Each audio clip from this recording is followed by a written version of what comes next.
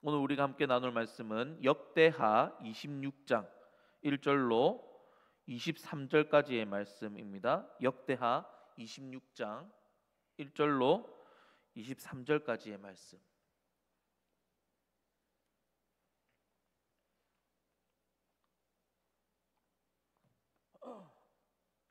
역대하 26장 1절로 23절까지의 말씀, 우리 함께 교독하여 읽다가 마지막 23절은 함께 합독하여 읽도록 하겠습니다. 유다 온 백성이 나이가 16세 된 우시야를 세워 그의 아버지 아마샤를 대신하여 왕으로 삼으니, 아마샤 왕이 그의 열조들의 묘실에 누운 후에 우시야가 엘롯을 건축하여 유다에 돌렸더라. 우시야가 왕위에 오를 때에 나이가 16세라. 예루살렘에서 52년간 다스리니라. 그의 어머니의 이름은 여골리아요 예루살렘 사람이더라. 우시야가 그의 아버지 아마샤의 모든 행위대로 여호와 보시기에 정직하게 행하며 하나님의 묵시를 밝히 하는 스가랴가 사는 날에 하나님을 찾았고, 그가 여호와를 찾을 동안에는 하나님이 형통하게 하셨더라. 우시야가 나가서 블레셋 사람들과 싸우고 가드 성벽과 야브네 성벽과 아스돗 성벽을 헐고 아스돗 땅과 블레셋 사람들 가운데에 성읍들을 건축하매 하나님이 그를 도우사 블레셋 사람들과 구르발에 거주하는 아라비아 사람들과 마온 사람들을 치게 하신지라. 우시야에게 조공을 바치매 우시야가 매우 강성하여 이름이 애굽 변방까지 퍼졌더라. 우시야가 예루살렘에서 성 모퉁이 문과 골짜기 문과 성구비에 망대를 세워 견고하게 하고, 또 광야에 망대를 세우고 물 웅덩이를 많이 파고 고원과 평지에 가축을 많이 길렀으며, 또 여러 산과 좋은 밭에 농부와 포도원을 다스리는 자들을 두었으니 농사를 좋아함이었더라. 우시야에게 또 싸우는 군사가 있으니 서기관 여이엘과 병령장 마세야야가 직접 조사한 수요대로 왕의 지휘관 하나냐의 휘하에 속하여 떼를 지어 나가서 싸우는 자라. 족장의 총수가 2600명이니 모두 큰 용사요. 그의 휘하의 군대가 30만 7500명이라 건장하고 싸움에 능하여 왕을 도와 적을 치는 자이며, 우시야가 두구와 갑옷과 활과 문매도를 준비하고 또 예루살렘에서 재주 있는 사람들에게 무기를 고안하게 하여 망대와 성곽 위에 두어 화살과 큰 돌을 쏘고 던지게 하였으니, 그의 이름이 멀리 퍼짐은 기이한 도우심을 얻어 강성하여짐이었더라. 그가 강성하여짐에 그의 마음이 교만하여 악을 행하여 그의 하나님 여호와께 범죄하되 곧 여호와의 성전에 들어가서 향단에 분향하려 한지라. 제사장 아사랴가 여호와의 용맹한 제사장 80명을 데리고 그의 뒤를 따라 들어가서 우시야 왕 곁에 서서 그에게 이르되, 우시야여, 여호와께 분향하는 일은 왕이 할 바가 아니요 오직 분향하기 위하여 구별함을 받은 아론의 자손 제사장들이 할 바니 성소에서 나가소서. 왕이 범죄하였으니 하나님 여호와에게서 영광을 얻지 못하리이다. 우시야가 손으로 향로를 잡고 분향하려 하다가 화를 내니, 그가 제사장에게 화를 낼 때에 여호와의 전 안 향단 곁 제사장들 앞에서 그의 이마에 나병이 생긴지라. 대제사장 아사랴와 모든 제사장이 왕의 이마에 나병이 생겼음을 보고 성전에서 급히 쫓아내고 여호와께서 치심으로 왕도 속히 나가니라.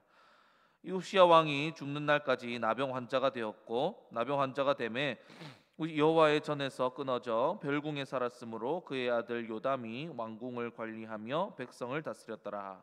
우시야의 남은 시종 행적은 아모스의 아들 선지자 이사야가 기록하였더라. 함께 있습니다. 우시야가 그의 조상들과 함께 누움에 그는 나병 환자라 하여 왕들의 묘실에 접한 땅 곧 그의 조상들의 곁에 장사하니라. 그의 아들 요담이 대신하여 왕이 되니라. 아멘. 자, 아마샤 왕을 이어서 그의 아들 우시야가 왕에 올랐습니다. 우시야는 재위기간 동안 엘롯을 건축하고 유다의 번영을 꾀하는 등 유능한 통치자의 면모를 보였죠. 자, 특히 하나님의 묵시를 아는 스가랴의 조언과 인도 아래에서 하나님 보시기에 정직한 길로 갔습니다. 오늘 우리가 읽은 본문 말씀에 나온 것처럼 스가랴가 사는 날 동안 하나님을 찾았고 하나님은 그를 형통으로 이끌어 주셨죠. 자, 그렇습니다, 여러분. 우리 신앙은 어떻게 보면 참으로 단순합니다. 그리고 명료하죠. 하나님을 찾고 하나님만 의지하는 자들에게는 하나님께서 그들을 그 길을 인도하시고 복을 내려 주십니다. 말씀을 따라 표현하자면 하나님을 찾고 하나님만 의지하는 자들을 하나님께서 형통하게 하셨고 형통하게 하시고 강대하게 하신다라는 것입니다. 자, 그런데 여러분, 역대기 말씀의 1차 독자들은요, 바벨론 포로기를 겪고 귀환한 자들이었습니다. 그들이 이 역대기 말씀을 들으면서 보면서 무슨 생각을 했을까요? 자, 이 역대기를 보고 듣는 이야기마다 하나님과 동행하며 하나님을 찾고 하나님을 따랐을 때는 형통했고 강대했다. 그러나 하나님을 찾지 않고 하나님을 따르지 않았을 때는 멸망으로 갔다, 심판을 받았다, 이런 이야기를 보는 것입니다. 그러니 그들은 이제 다짐하게 되었을 것입니다. 앞으로 우리는 하나님을 찾고 하나님을 따라야겠구나. 하나님을 따랐을 때 우리 선조들을 형통하고 강대하게 하셨던 것처럼 우리도 하나님 따를 때에 하나님께서 형통하게 하시고 강대하게 하실 것이다. 그렇게 믿으면서 하나님을 따라야겠다 다짐하고 생각했을 것입니다. 그리고 이제 여러분, 시대를 지나 이 모든 역사를 아는 우리도 어떠해야겠습니까? 우리와 늘 함께 하시는 하나님을 믿고 의지할 때 하나님께서 우리에게도 형통을 주시리라 믿으면서 하나님만 믿고 의지하며 살아가야 하지 않겠습니까? 여러분, 주님을 가까이 하시고 주님의 말씀을 가까이 하시고 귀 기울이시고 주님만 사랑하고 주님만 따르시기를 축복합니다. 그것이 바로 우리의 형통입니다. 그리고 여러분, 이 세상의 생사화복은 다 하나님 손에 달려 있는 것입니다. 우리의 모든 것이 어디에 달려 있느냐? 다 주님 손에 달려 있다는 것입니다. 그러니 진짜 지혜로운 사람들은 하나님을 의뢰하고 하나님을 찾는 자들이다라는 것이죠. 우리에게 참된 지혜는 하나님을 찾고 하나님을 가까이 하는 것입니다. 그렇게 하나님만 찾으시고 하나님만 가까이 하심으로 복된 주님을 누리는 저와 여러분들 다 되시기를 주님의 이름으로 축복합니다. 자, 그런데 여러분, 오늘 또 우시야 왕의 이야기가 이렇게 아름답게 끝났으면 너무나 좋았을 것을 뒤로 가니 안 좋게 끝나는 것을 우리가 볼 수 있습니다. 우시야 왕이 교만하여졌다라는 것이죠. 자, 그런데 여러분, 우시야 왕이 교만하여져서 한 행동이 참으로 기묘합니다. 보통 하나님 앞에 교만했다 하면 하나님을 대적하거나 하나님 안 섬기고 우상 숭배를 하거나 막 그랬다 하는데, 하나님께서 우시야 왕을 향해 교만하다 평가하신 이유가 뭐냐면 하나님께 분향하는 일을 했다면서 교만하다라고 평가하시는 것입니다. 여러분, 어떻습니까? 우시야가 하나님 사랑하는 마음으로, 너무 하나님 예배하고 싶은 마음으로 분향을 했는데 교만하다 하시니 좀 너무하다 싶지 않습니까? 왜 하나님께서는 우시야 왕의 그런 마음을 몰라주고 교만하다라고 하셨을까요? 여러분, 하나님께서는요, 질서를 정해 놓으셨습니다.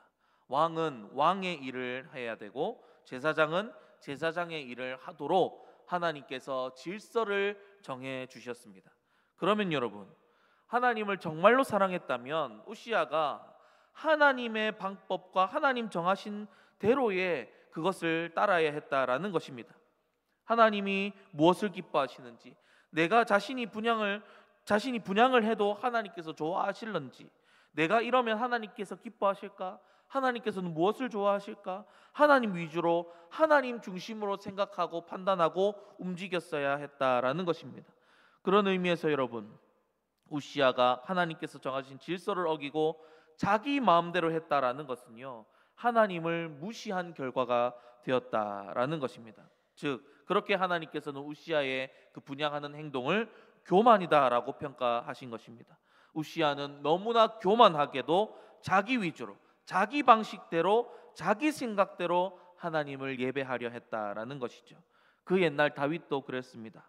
하나님의 궤를 옮기는데 하나님께 여쭤보지도 않고, 하나님 이걸 어떻게 옮겨야 됩니까? 물어보지도 않고 자기 위주로, 자기 생각대로 판단해서 그냥 수레로, 소로 수레로로 옮겼죠. 그렇게 보면 좋게 보자면 열정이지만 하나님 편에서 볼 때 그것은 하나님을 존경하고 하나님을 따르는 태도가 아니었습니다. 결국 그것은 하나님을 무시하는 태도가 되었고 우사 그 수레를 옮기는 우사가 수레가 흔들릴 때 떨어질 때 손으로 받쳐 죽게 되었죠. 베레스 우사라고 표현한 것은 이제 우사를 치시다라는 건데 결국 다윗이 우사를 죽이게 된 것입니다. 하나님께 여쭤보지 않고 행동했던 것이 결국 다른 사람 사람을 죽이게 되는 그런 결과도 낳게 되었죠. 그렇게 또 우시아는요 자기 마음대로 자기가 하고 싶은 대로 해서 어떻게 됐냐면 이마에 나병이 되게 하는 하나님의 또 심판을 받게 되죠. 여러분 혹시 우리도 하나님 섬기고 하나님 예배하는데 사랑하는 우리 하나님께서 원하시는 대로 하나님께서 기뻐하시는 대로 하지 않고 우리 마음대로 내가 생각하는 대로 내 감정대로 하나님 섬기고 예배하고 있지는 않는지요? 여러분 하나님 중심, 하나님 위주가 아니라 내가 중심이 되고 내가 주인이 되는 것은 교만입니다. 내 생각대로 내가 하나님 이렇게 생각하면 내가 생각해가지고 하나님 이렇게 좋아하시겠지 해서 하는 것들은 하나님 앞에서 교만이다라는 것입니다. 우시아가 하나님 정말로 사랑했다면 하나님이 원하시는 것인지 하나님이 원하시는 것이 무엇인지 더 알아보아야 했습니다. 내가 하나님 사랑해서 분향하고 싶다 해도 하나님 정하신 질서가 아니었다면 향을 내려놓았어야죠. 그리고 하나님께서 기뻐받을 만한 것이 무엇인지 하나님이 정하신 대로 하나님께서 기뻐하시는 대로 했어야 했습니다. 당시 대제사장이었던 그 사람들과 제사장이었던 사람들과 의논하고 하나님 말씀에 뭐라고 적혀 있는지 내가 하나님 너무나 좋아해서 하나님 사랑해서 뭐 섬기고 싶은데 무엇으로 섬길지 그렇게 하나님 말씀 앞으로 나아가고 하나님께서 원하시는 대로 하나님 위주로 하나님 중심대로 했었어야 했지요. 여러분 내 생각대로 내 기분대로 하는 것을 내려놓고 하나님 생각대로 하나님께서 기뻐하시고 하나님께서 원하시는 대로 우리를 하나님 앞에 올려드리는 우리가 되길 소망합니다. 우리 교회를 할 때도 모든 사역을 할 때도 내 열정 막 내 생각대로 하는 것이 아니라 하나님께서 원하시는 바가 무엇인지 내가 이 교회를 섬길 때 부서를 섬길 때 하나님께서 어떻게 해야 좋아하실지를 내 생각 내려놓고요 하나님께서 무엇을 원하시는지를 우리가 좀 구하면서 먼저 성경 앞에 말씀 앞에 나아가고 하나님께서 나에게 뭐라고 하시는지 이 부서를 섬길 때 어디에서 섬길 때 어떤 마음으로 어떻게 섬길지를 우리가 하나님 말씀대로 좀 보고 하나님 위주대로 판단하고 행동하고 섬길 수 있는 그런 우리가 되기를 소망합니다. 그것이 바로 하나님 앞에서 겸손한 것입니다. 하나님께서는 바로 이 겸손을 우리에게 원하고 계신다라는 것이죠.